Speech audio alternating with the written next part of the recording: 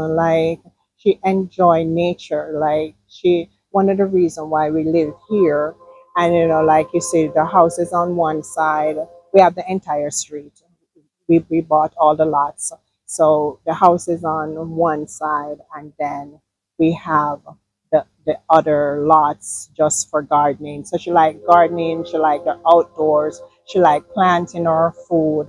She has multiple chickens that she said is her children. They all have name, and this is what she enjoyed, and that's why she retired. She wanted to retire here instead of retiring in a tropical state like Georgia or Florida. She wanted to come back home. This she loved this. She loved this island.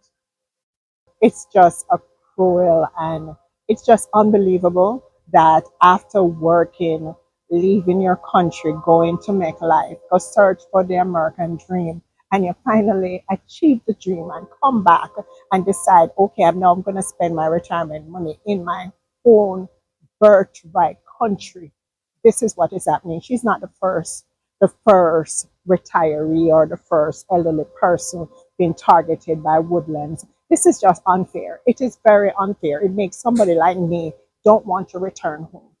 And everybody should listen out there. When you come back, you're taking a risk coming back to this island because they have no respect for what you work hard for. Everyone wants to come and reap the fruit, but they don't know the beginning.